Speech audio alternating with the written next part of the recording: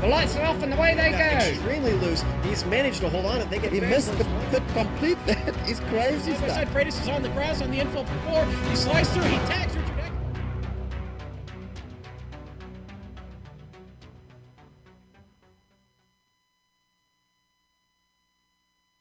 They call it the land of the rising sun. It's where the East meets the Pacific Ocean and where racing has seen a huge following build over the past half-century. And one of the crown jewels of Japan's motorsports following is Suzuka International Racing Course.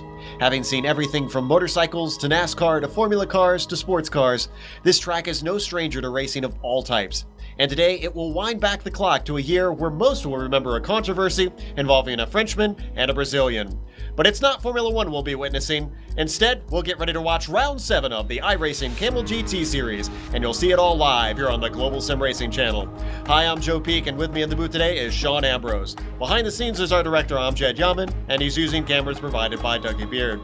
Sean, it seems fitting that we kick off our coverage here in Japan, with the Nissan being one of the cars wheeling it out there today.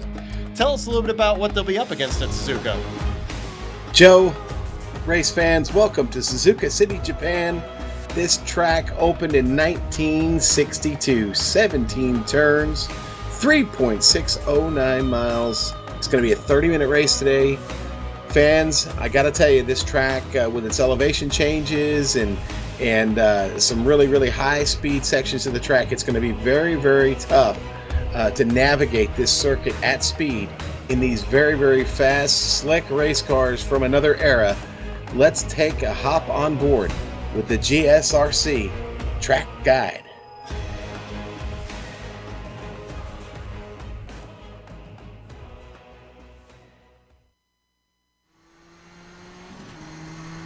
Alright, we've got Amjad Yaman in the GSRC Nissan, so let's do a lap around Suzuka. Down the front stretch, you're going to be climbing to around 170 miles an hour, so the entry to turn 1 will require incredible precision. Slow it as it's turning and get it to bite through turn 2, which acts as a continuous corner. Switch sides quickly and then you're chucked into the S's. The cornering speed of this machine means you'll be carrying quite a bit of momentum, but that doesn't mean you can get lax on the racing line. Keeping up your rhythm and setting up for each subsequent corner will be critical through here, or else you'll lose time hand over fist. Once you come off the final left-hander, you'll be flying through Dunlop, which is a frighteningly fast, flat-out sweeper. Hug the car off to the left and then spot your brake marker for Degner 1. You've got to be very aggressive on that inside curve, get it settled, and blow it up even more for Degner 2. As you fly under the bridge, the acceleration of this beast makes it a very short burst to the hairpin. That kinked entry will test the brake because you can get on the brakes very, very late. Try to square off the exit, but be careful about getting back onto the power. The turbo lag means you won't feel it until it hits the higher revs, and those low gear corners are gonna be touchy. You've got a little breather with turn 12, which is another gentle curve where you won't have to lift. However, make sure to keep the car off to the right to line up for spoon. The first apex here has a quick entry with a little squirt in the middle of the turn. The second apex is much slower and much more important to nail. Coming off of here will require excellent throttle control to get the most out of the long backstretch. The sooner you're on the gas, the more straight line speed you'll extract. 130R will be flat out, but I still wouldn't recommend trying it too wide.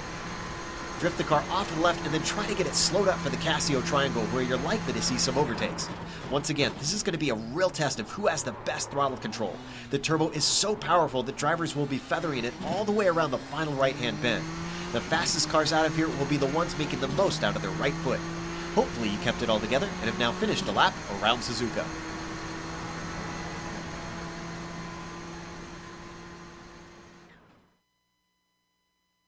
There should give you a good idea of the lap around this historic track. Also, apologies if I sounded a little strange there during the intro. I had the sim load right as we started, and I literally could not hear myself speak. So, with that fixed now, Sean, coming into this track, it's known for being a little bit difficult for passing. Is that going to be the case today, or do you expect drivers to have a lot of chances for overtakes?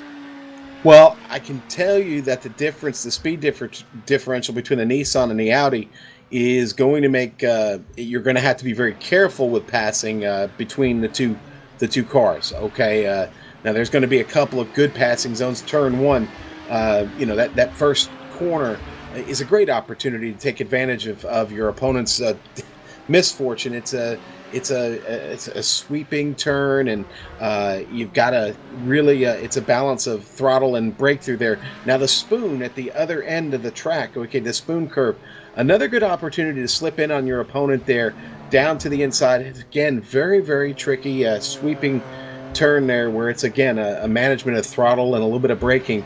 Casio triangle, again, another opportunity to take advantage of someone maybe not making that turn just right.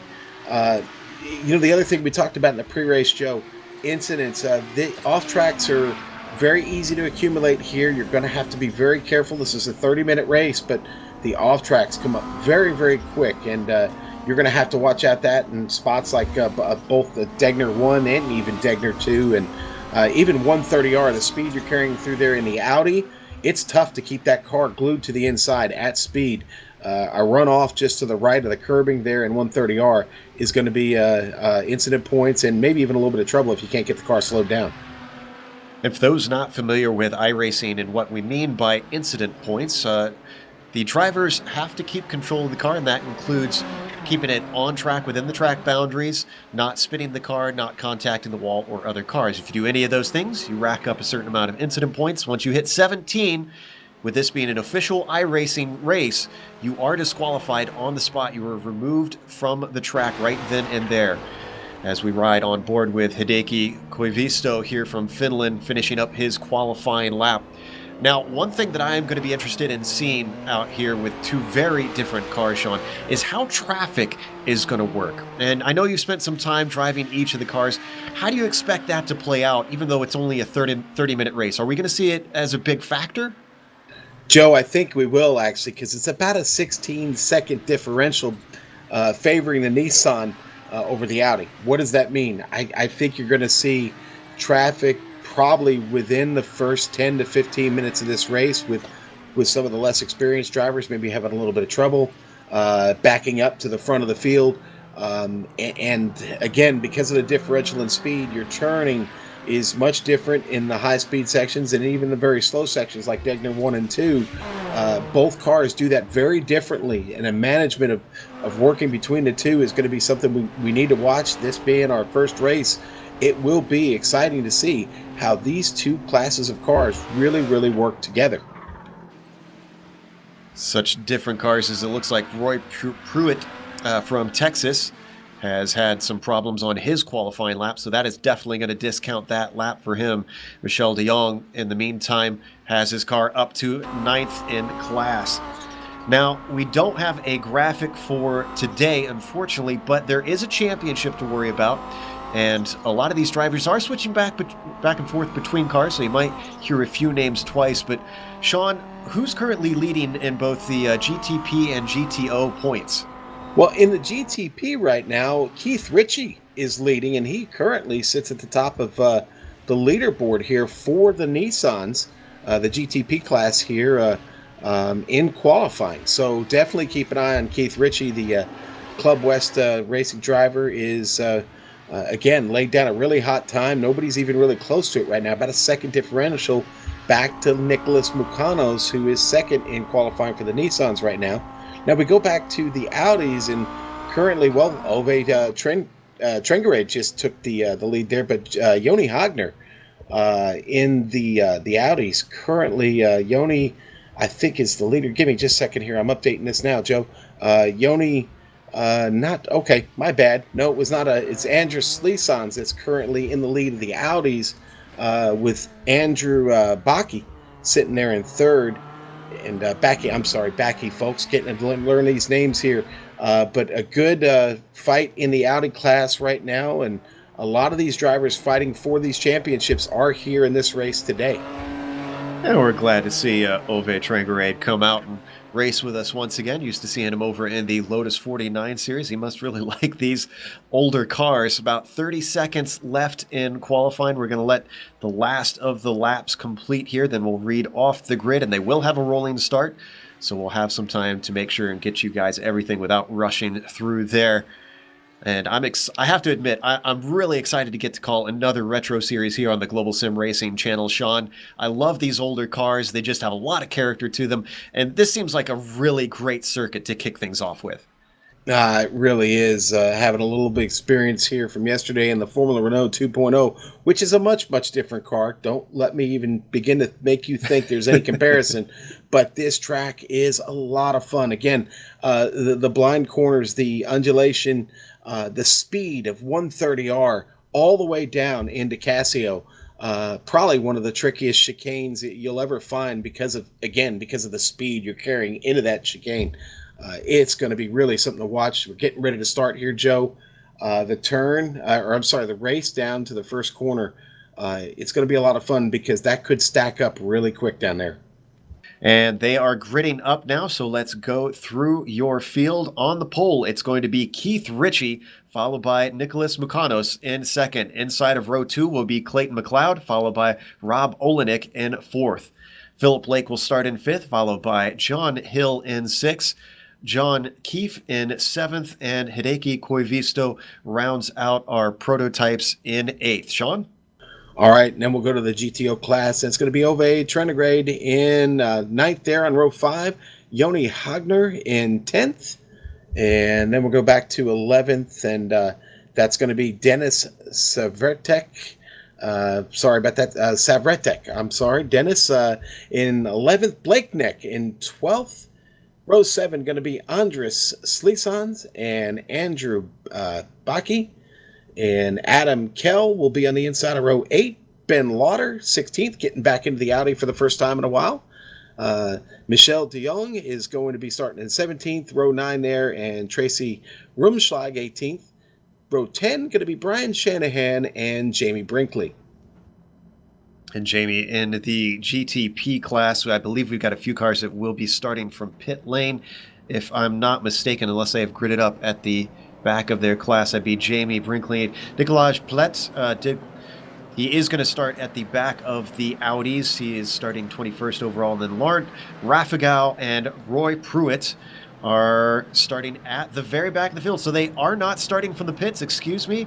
We're going to have some prototypes. Oh, no, they are not at the back of the field. I see them now. They are at the back of the prototypes, GTP field. So as the roof pace car works their way through the Casio Triangle, going to peel off, and then we will get going for 30 minutes here in round 7 of the Kamel Series here on iRacing. Pace car is in. Keith Ritchie has control of the field, bringing them up nice and slow, waiting for the green flag, and he accelerates away, gets a great jump on the field. And in fact, behind him, second place has no answer, with it looks like Clayton McLeod sneaking into second past Nicholas Mucanos. Down to the first corner they go. Through turn 2, one continuous corner, sweeping through, and everybody is nice and clean. Let's go to the Audis. 3 wide, 2 wide now into the first corner with the GTO class. Joe, side-by-side battle here for 4th place just behind. That's Andrew Baki and Blake Neck. And in the grass. A little bit of curb there. Great race through the turn. Here they come down to the Andy Bank curve now. Blake seeing the writing on the wall. Oh, and unfortunately he goes way wide coming through. Maybe he got a cut course? This could be the situation because he's going very slow around the outside of the S's, and Blake Neck falls way down the order to 11th in class. Tough break for Blake there. Yeah, he drops quickly. Can't afford to lose time here, Joe. Very, very long track. Tough to make up that time when you lose it like that. So many positions, the passing being a challenge. Going to be tough to get that back. And on screen, we saw Roy Pruitt spun to the inside of Degner, too. He has gotten the car going again and is able to continue on, but it is still incredibly close up at the top as we look at our leaders. Nicholas Mucanos giving chase on Clayton McLeod.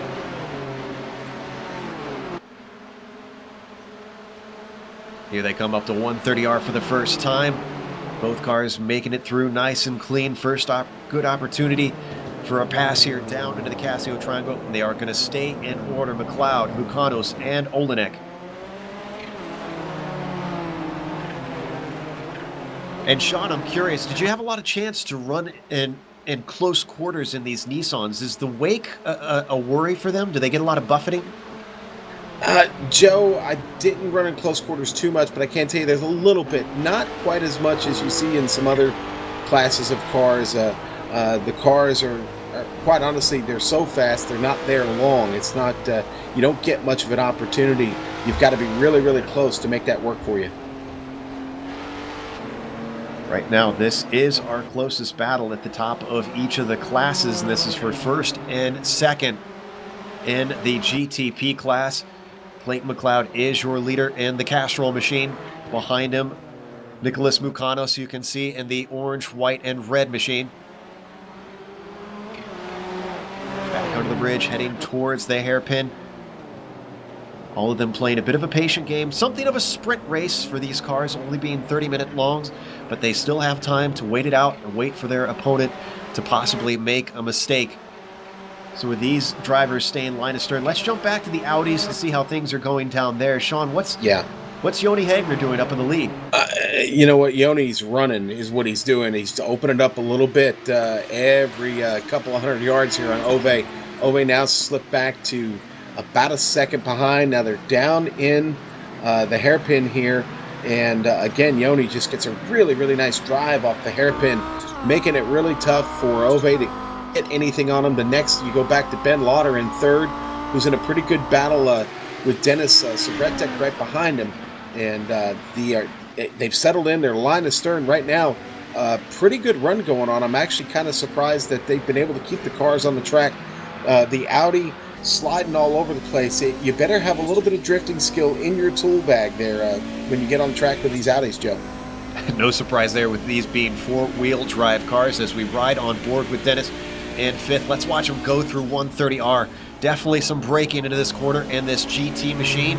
He gets through there nice and clean, keeps it on track. Andrew Backey catching up to Ben Lauder, though, coming down into the Casio Triangle. Not able to make an overtake. Let's see if he can get launch off the corner. They're about dead even on the power.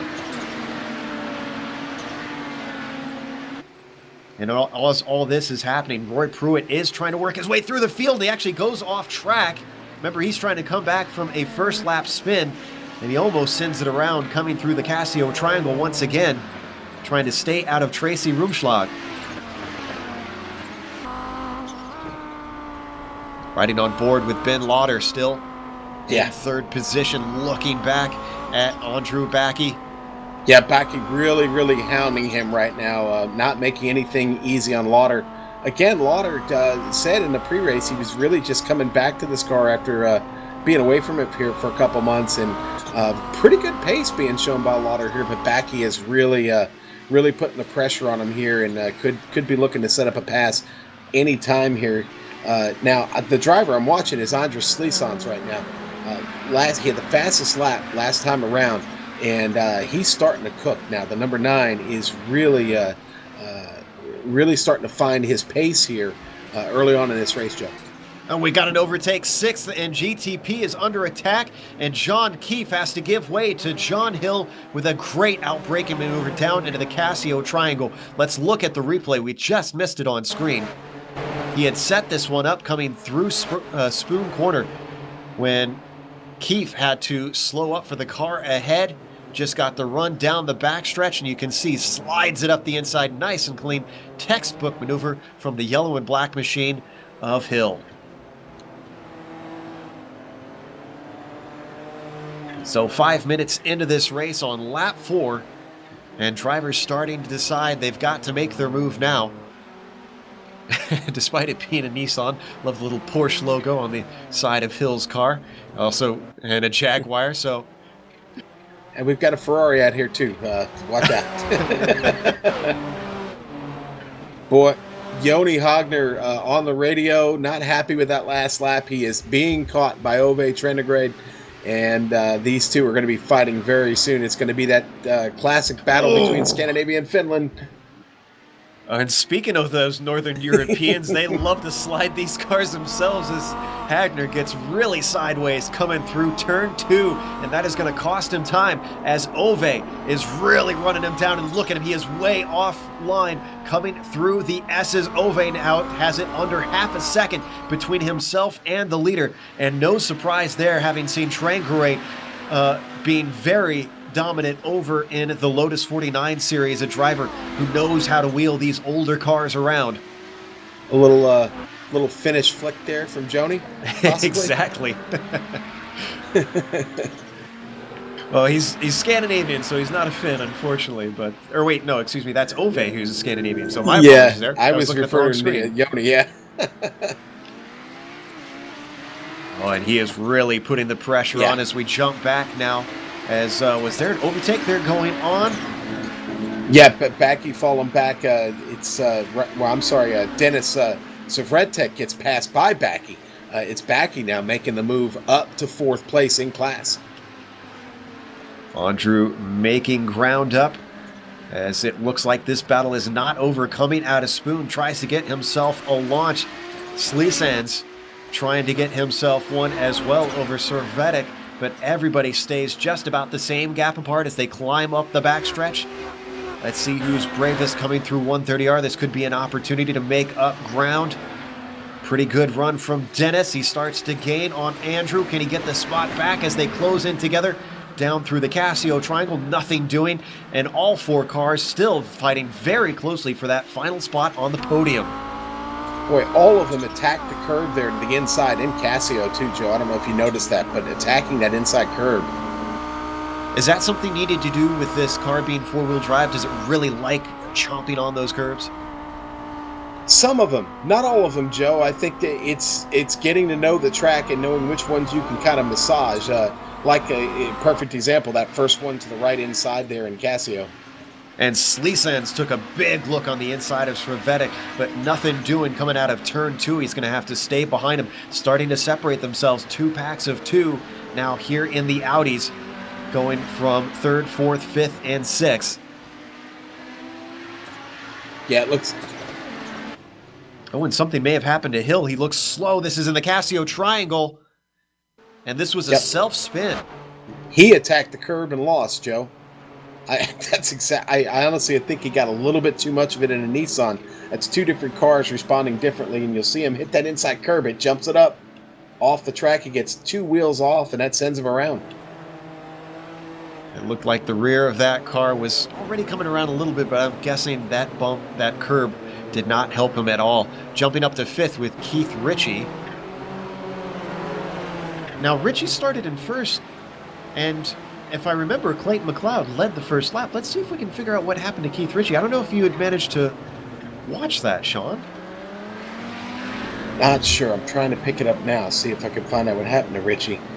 Well, while Sean is doing that, I'm keeping an eye on Ritchie, who is down in 5th and currently a little bit behind Philip Lake, about half a second back, trying to work his way back up through. That Castrol machine has obviously found trouble somewhere in there, having gone from pole down to a top 5. And already our leaders are catching traffic in the form of Tracy Rumschlag.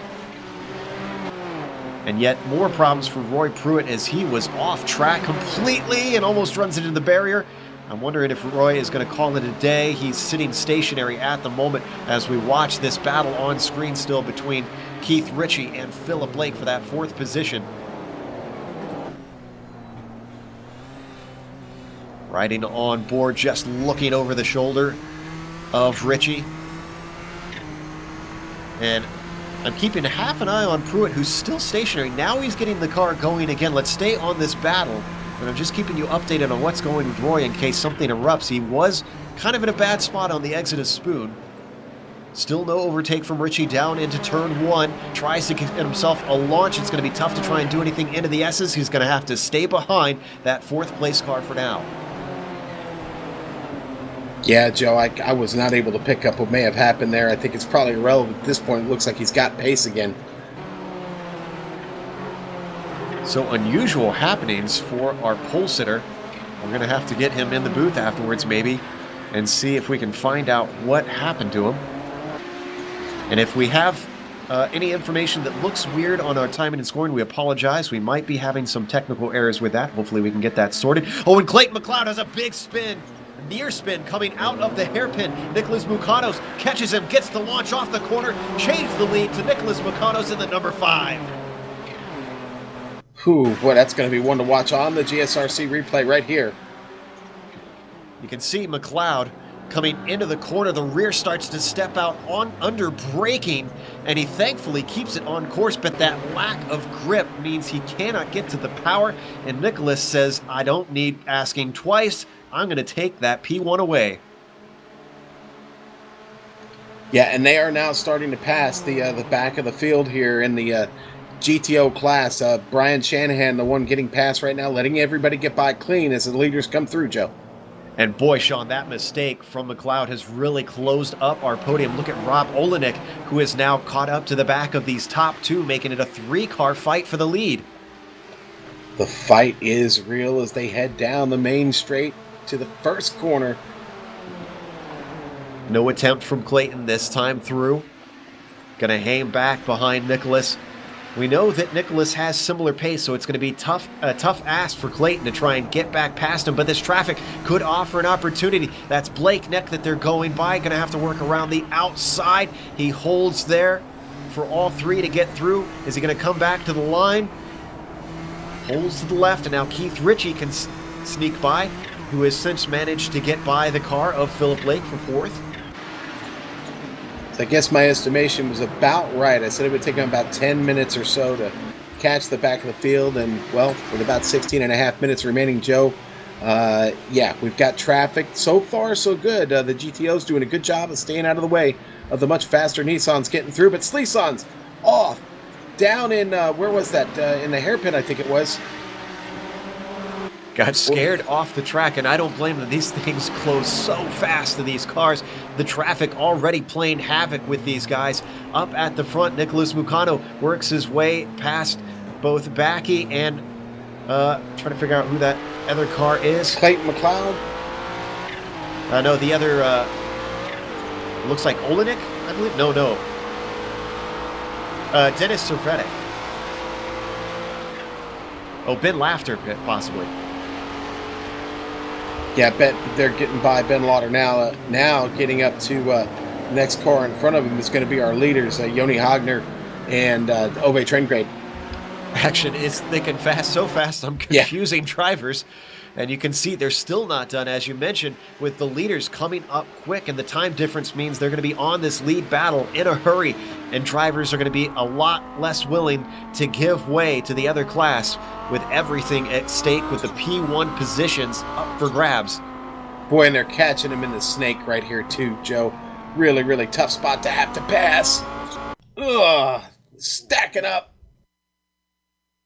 All the leaders in the GTP class accordioning together, but no opportunity to try and overtake. Now they're going to go by our leader in the Audis, and just look at how it brings them together as Hagner hangs around to the outside and patiently lets them through. This is allowing Mukanos to start to streak away. A little bit of a look on McLeod by Rob Olenek down into Degner too, but can't quite stick his nose in. Into the hairpin they go now. And once again, no opportunity, but look at Olenek try to get the drive off of the inside of the hairpin. Unusual line, but it just about pays off for him. Loses it coming through turn 12, and he backs off now as they hit Spoon.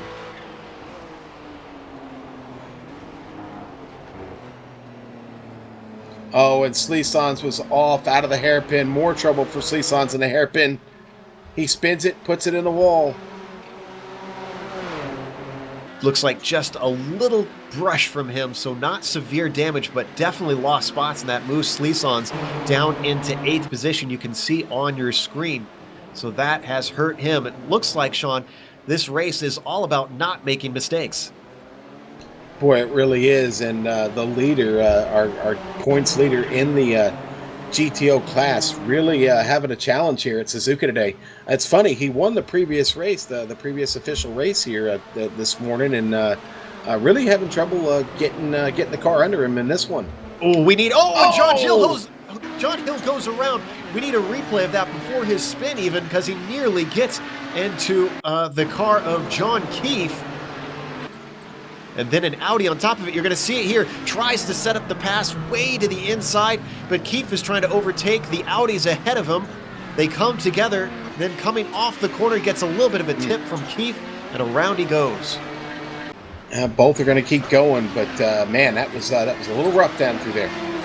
A lot happening to keep track of when the action is thick and fast for seconds still, because Rob Olenek is really putting the pressure on Clayton McLeod. After losing that lead, McLeod has not been able to get back on Nicholas Mukanos, and he is trying his best to hold off Rob and Keith Ritchie.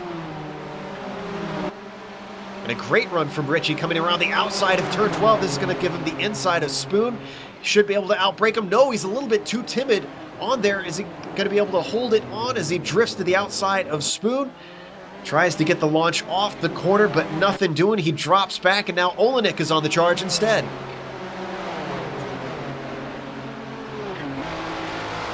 I feel bad because we haven't really been able to cover the GTO class all that much, but this fight for third and second here in the prototypes, we have just got to follow it, as once again Olenek is fast in the braking zone but can't do anything with it. And look at him off the corner, just can't get the power down. And a spin from McLeod sends him back, and that's second place now gone as well. Wow. Oh, McLeod, just what a tremendous misfortune for him. Real contender for this race, now falling all the way back, and with only a little over 11 minutes, going to be very, very tough to recover from that. Boy, I said it in the lap guide, Sean. I think the right foot is the deciding factor in these Nissans. Oof, boy, it really is, Joe. Yeah, you hit the nail on the head. So what this does to our orders, Nicholas Mukanos still your leader in the prototypes. Rob Olenek now up into second overall. He started in fourth. He is making steady progress forward. And Keith Ritchie, since losing the pole, is back up to third. So he is back onto the podium, but those are your top three. Meanwhile, over in the GTO class in the Audis, Joni Hagner has a lap of only half a second, a lead of only half a second over Ove Trangerade in second place, and Ben Lauder in third is about 7 seconds back from our leaders, not in contention unless we see a big mistake from one of our top two. I keep going back to Lauder and what he said about not having a lot of time in the car. Things looking pretty good. I'd take a podium finish here today for just coming back to the car. But the job Yoni's doing up front is pretty impressive. Dealing with the traffic and dealing with it well, it's made it very, very hard for Ove Trenigrade to have an opportunity to get past him. And he's been able to keep him at about a half a second back for most of this race. Sometimes it'll go to a second, but right now, the defending Season 1 champion, Joni Hagner, is the man. And on screen, we saw our Audi leaders get split up by John Hill, who is trying to recover from his spin. As second place under attack here, side by side up into turn 1, and the prototypes. Keith Ritchie still making his charge forward, and he is not done yet. He moves himself into second place over Rob Olenek, and he's got his sights set on Mukanos.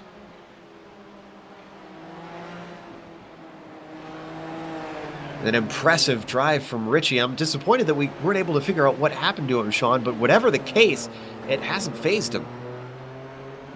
I have an overtake for position here in the GTO class. Blake Neck getting past Adam Kell fighting back on the outside as they head down the Casio Triangle. Blake using all the track and then some, both through 130R and into the braking of the triangle. As he dips his wheels off, those incident points you mentioned, he's starting to rack up for Blake. But the 7th place driver, as he hounds the car of Adam Kell, coming up to the first corner. Is Kell going to give it to him? Wow, he closed at a quick rate there. You're full speed downhill right there, Joe, and you got to get the car slowed down real quick. It's you're really on the edge there with this car, especially the Audi. I wonder if Kell just wasn't as confident in the brakes. I was surprised to see Neck close up that quickly. The number 10. Oh, Mukanos has a problem. Oh, no, it was traffic. Yeah, I think he might have had a little help there, but him and Roy Pruitt got into it. Okay, watch this replay here, Sean. I've never seen this before. He hits him, and then it sends him into the support pits. You can't really see it from that angle, but he is well and truly into that pit lane. Bizarre incident. Well, it's almost seeming like the lead is a little bit cursed here today, Sean. We've seen our pole sitter fall by the wayside. We've seen McLeod lose it. And now Mukanos has had a bizarre incident and lost the lead, which gives it back to our pole sitter, Keith Ritchie. Yeah, pole sitter and current point leader in the championship. So Keith Ritchie right up where he belongs. But hey, guess what? Rob Olenek is still in this. He's only about 1.8 seconds back. He can do this. A little bit of patience here and a good solid laps with about 7.5 minutes. There's time to get it done. Though we are seeing Rob scored in second. Oh, yeah, excuse me. That is correct. Sorry, that is Rob in second and Keith in first. Apologies. But Sean, what interests me is that we called this a sprint race. It's a 30-minute race, but it's behaving more like an endurance race where Keith Ritchie has just stayed with it and has gotten the lead back. Usually you expect to see that in, maybe a 3-hour race. Yeah, I know. And Joe, as I sit here and call this race, it hasn't felt like 30 minutes. It not at all. We're 23 minutes into this race, and I feel like I've been at this for at least an hour now, and it almost does seem like there's some endurance strategy working for some of these guys right now.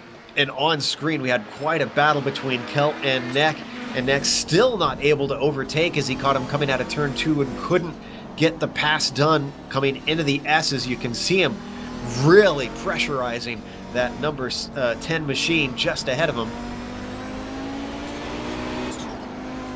Working their way around Dunlop. Go ahead. This has really been one of the best battles on the track. Oh, boy, another leader having trouble. Hagner. Oh, and Ove as well. Ove is off course. What happened here is they get going once again. Oh, it looks like Hagner got loose coming off of Degner 2, was trying to hold onto it and just barely tipped the car of Ove Trangarade. Yeah, Ove you're going to see here, he has to practically come to a complete stop on track, Joe. Let's watch the replay. It looks like Joni starts to lose it right under the bridge. Well, we're not going to catch that part of it, but you see Ove trying to get by here. I think he did clip him just a little bit but it took Ove a long time to get back up to speed, and in fact, it allowed Ben Lauder to catch him. Now Ben Lauder's up to second. Boy, we said it would take something dramatic for Ben to be able to be a part of this, and it was something dramatic, as going off course, our leader, Ove Trangarate, loses grip coming into the Casio Triangle. This offers Ben Lauder a chance to try and get by, but he doesn't get the acceleration off of that final chicane.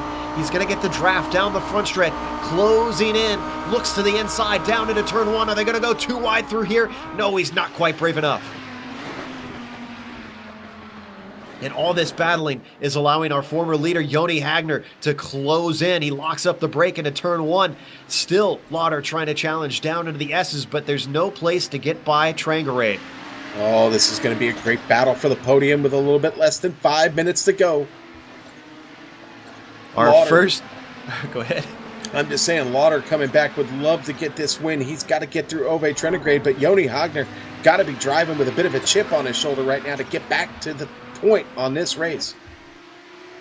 Absolutely. Our very first time covering the iRacing Kamel GT series here on the Global Sim Racing channel. We have been treated with a stunner. Mistakes abound, but that has really kept the racing close. And right now, Trangarate trying to see what he can do to take this lead home, as once more Ben sticks his nose in down into the hairpin. A big bit of wheel spin from Ove Trangarate is going to give it away to Ben Lauder. Man, Lauder shot out of a cannon there in the hairpin. Oh, and Yoni's off course. Off-roading it, making it look more like an Audi Quattro, going off into the grass.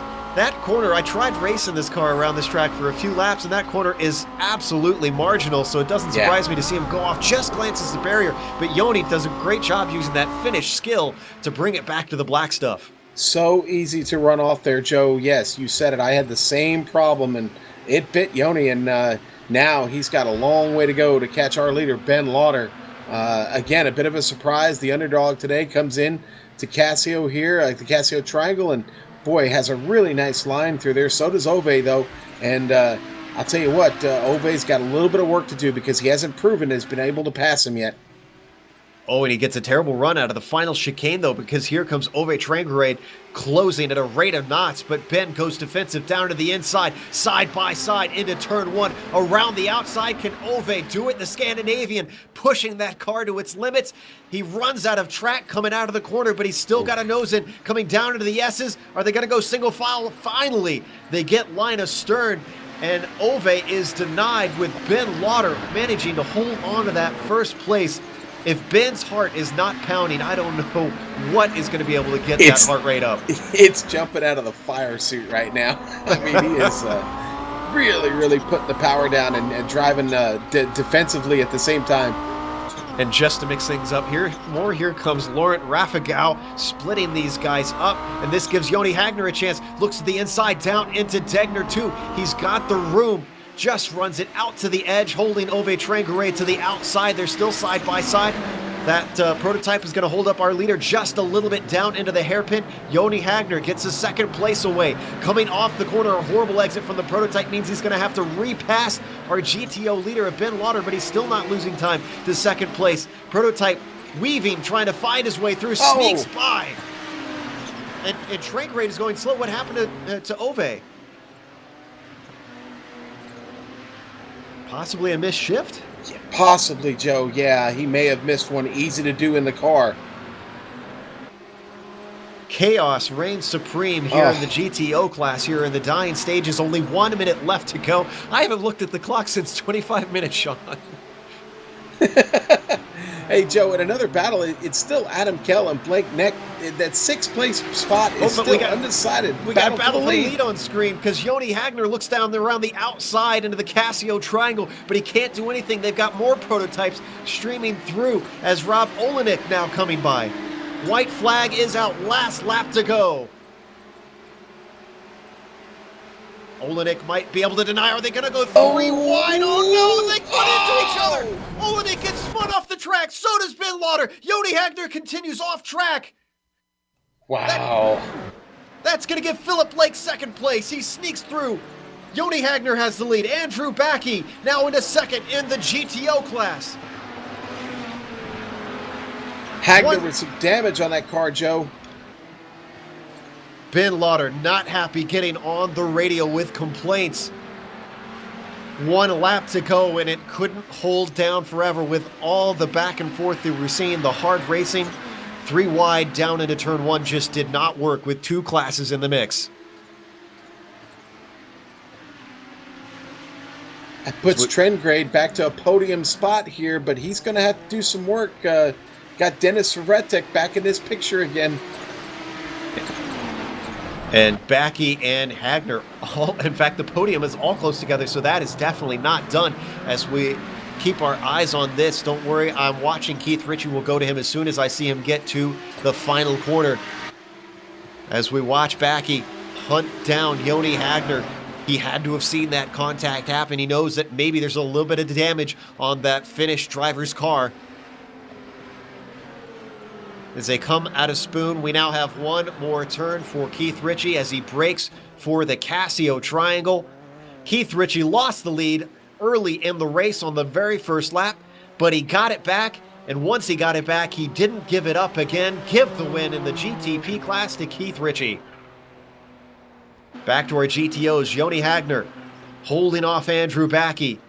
Isn't close enough to make a dive down into Casio. He closes up. He could still get a great run off the corner, but it's not enough as he gets a little bit of wheel spin, and Ove Trangaré tries to hold on to him, but Joni Hagner is going to take the win in the GTO class. Wow. Yeah. I hope you Give guys second enjoyed to that one Backey like we and did. Yeah. third to Ove Trangrade. Oh, man.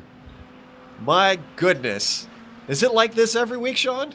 We're going to find out here next week, but Joe, 3 wide, does that ever work out, especially in multi-class racing? It does sometimes. We've seen it a few times. Clayton McLeod takes second in the GTP, and third goes to John Keefe. And, third goes to Clayton McLeod, and second to Philip Lake in the GTP class.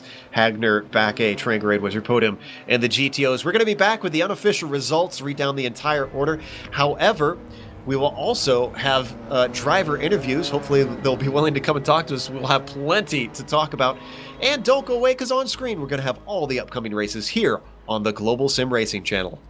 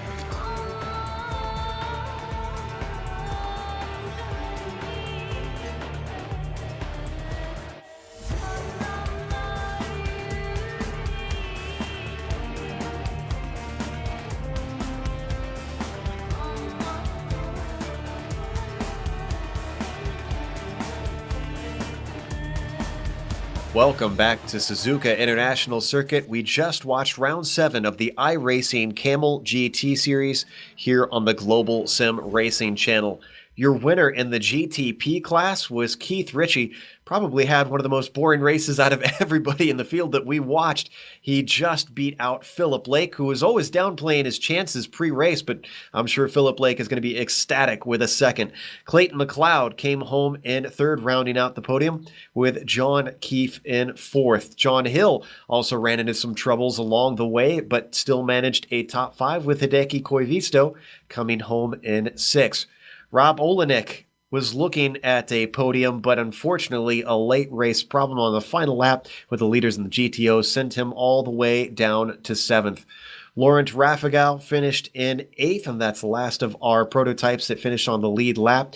Yoni Hagner came home with the win, but he was saying post-race how he felt a little bit sad having earned it the way he did. Still, a win is a win, and Hagner took home P1 in the GTOs. And then rounding out our top 10, but second in class was Andrew Backey. All right, and we'll go back to 11th. 3rd in class going to be Ove Trenegrade, and what a run from him to just get back to the podium there. Dennis Savretek, there we go. Dennis Savretek is going to finish 3rd. 4th in class, 12th overall today. Adam Kell, 5th in class, 13th overall. Blake Neck, 14th overall, 6th in class. Andrus Slisons, 7th in the GTOs. Then you go back to Brian Shanahan, going to finish 8th. 9th, Ben Lauder. Man, what a tough break for him. Great things were in store for him there until it erupted there in the end. And then we'll go back to 18th. 18th overall, 10th in class, Tracy Rumschlag. And 19th, going to be Roy Pruitt. 9th in the GTP class. And 20th, going to be Nicholas Mukanos, 10th in class. And then rounding out the field, Michelle de Jong, 21st overall, Nicolas Plett in 22nd, and Jamie Brinkley in 23rd. In fact, Jamie, I believe, was a did not start. We have our prototype winner waiting in the wings. We're bringing him into the booth, getting him mic'd up. And Keith, congratulations on the win. But our first question is, what happened on the first lap? We got so caught up in watching the GTOs, we couldn't figure out what happened to you. Yeah, I just had a mistake and off track, and just tried to keep control of the vehicle, not put it into the wall there. And I think nerves got to me just a little bit. Was real excited for the race here today, and this gave me a nice challenge to try to work my way back up to the lead. But real disappointed to see what happened to Nick, as he had contact. I wanted to try to earn that position back the hard way, and so I was real sorry to see that happen for him. And of course, difficult to watch the some of the contact that happened in the Audi lead, and none of that obviously is intentional. Mistakes were made, and I think some people just got a little nervous, maybe just like I did. Well, there was a lot of fierce battling throughout, so I think eventually an egg has to break when making that omelet. But still, it was exciting for us up in the booth. And you mentioned coming through the field. What was your approach once you made that mistake? Mentally, how did you buckle down, and what did you decide you were going to how did you decide you were going to go about this? I knew I just needed to be patient and consistent and not try to force anything to happen, and try to find the opportunities for the pass. And I felt like if I could just keep my pace up, that I'd have a chance to get back up to the lead. But I think at the time I was looking at the timing, and there was about 6 or so seconds between myself and the leader at the time, and I just felt like if I could just make up a little bit per lap, just slowly and gradually, and not try to do too much at a time, really. Well, it certainly seemed to work, although you were helped out a little bit, I think, by the other drivers running into issues along the way. Now, are you concerned with the overall championship, the official iRacing championship with the points here, or are you just out here running week in and week out just for fun?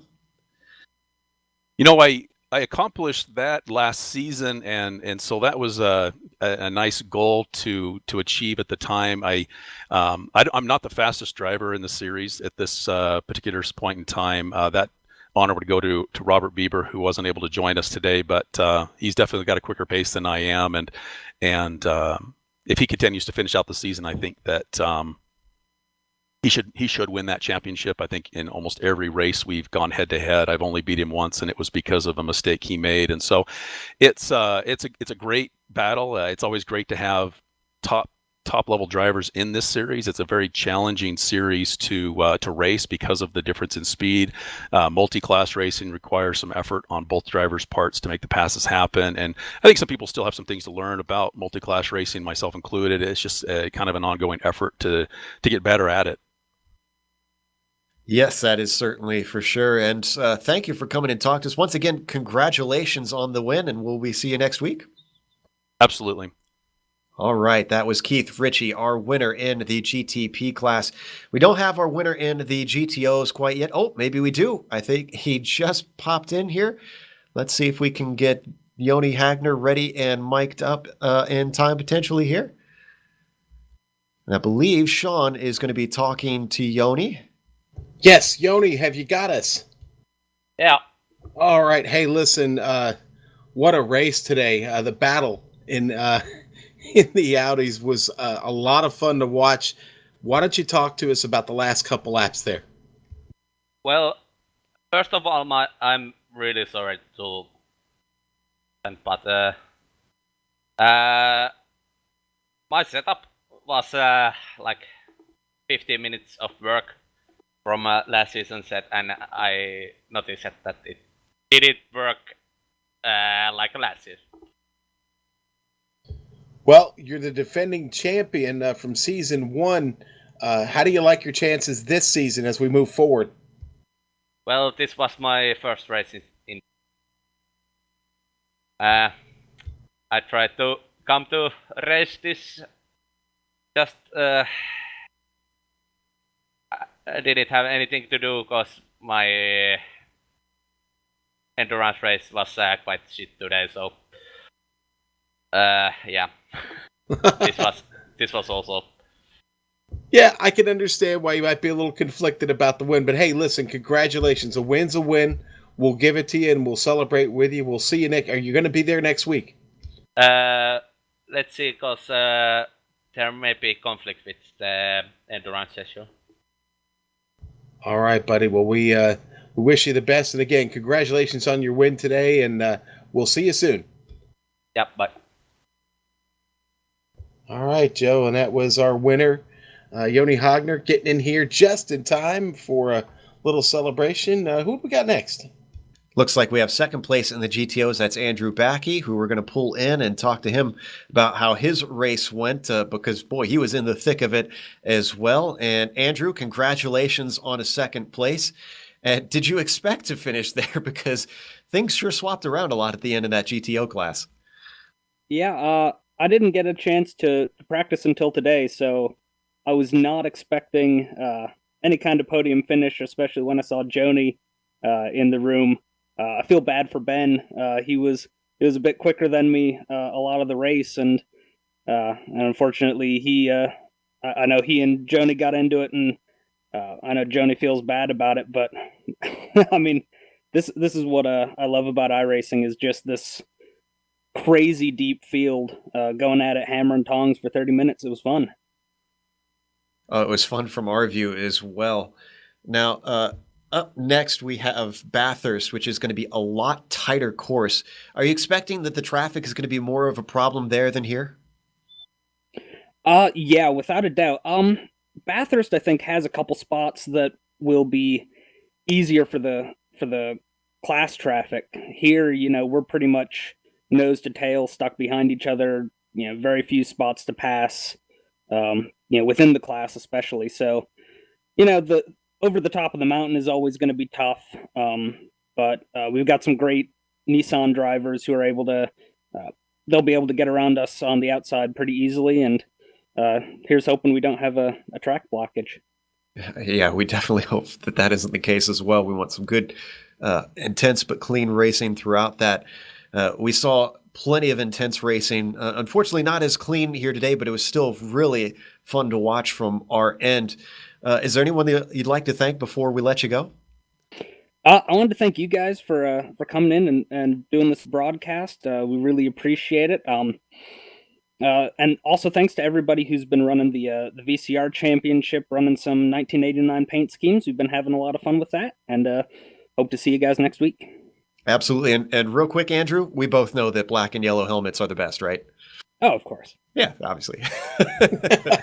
Andrew and I run very similar helmets for those out there wondering what I'm talking about. That's Andrew Backey, who finished second in the GTO class out there at Suzuka today. We've got one more person to talk to. We only have a time for one more interview, and that is going to be second place Philip Lake, who was all doom and gloom before the race, but had a great race in the end. Yeah, Phil, congratulations, man. You get yourself on the podium. Not bad considering you're sitting in the points championship right now, sitting 6th. You got to love that kind of result. Phil, have you got us, buddy? Phil stepped away to celebrate for a second. It looks like I think so, yes. Give him a little bit of a chance.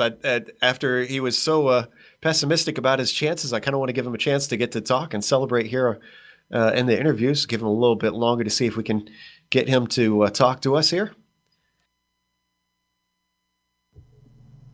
Well, Joe, the UK&I driver had a heck of a run today. He picked up 3 spots, and passing traffic was exciting. We were watching him. Phil, can you hear us? And apparently Phil's having trouble with that mic there, Joe. Sad to see. Can you hear me, guys? Oh, there we go. Hey! Go ahead, Sean. Phil, congratulations on your second place finish today, buddy. How you feeling now? Yeah, pretty good. Yeah, I was pretty lucky today. I didn't really have the pace to keep up with the top 4, but they ran into trouble. So they did run into trouble, and what's going through your mind as they're running into trouble there? I was just trying to avoid it as best I can, and I was trying to keep within a few seconds of them, but it all worked out sort of lucky for me, really, in the end. Now, I know you've missed a couple weeks here since the season started, but with the effort today, you're going to try and make the rest of these races here this season now that you're in contention in the points battle, and maybe get up into the top 3? Yeah, I joined this series late on, just as a extra racing, really. So I am looking to stick around till the end of the season. That's great to hear. We'll look forward to seeing you. What else do you race, Phil? The Lotus 79, which you're broadcasting tomorrow. Ah, that's right. Okay, the Lotus 79. Okay, and for our viewers, yes, we've got the Lotus 79 and 49 on Sundays. And, well, Phil, we'll look forward to seeing you there tomorrow. Have a good evening, sir. And again, congratulations. Anybody you'd like to thank? Just you guys for broadcasting and for Rob for sorting it all out. All right. Well, Phil, we'll see you soon. Again, congratulations on your second place finish today. We'll see you next week at Bathurst. And Joe, Bathurst. Boy, am I going to have fun turning some laps around that place in these cars.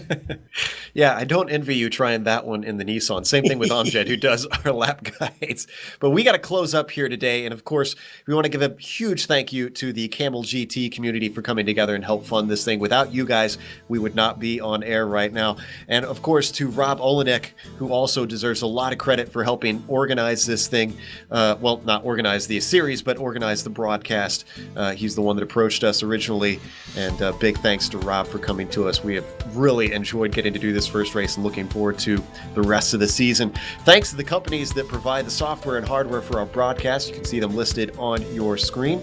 And additional thanks to Eric Ekholm and Casey Lalonde, who provide the music for our broadcast. Their contacts can be found listed on the screen.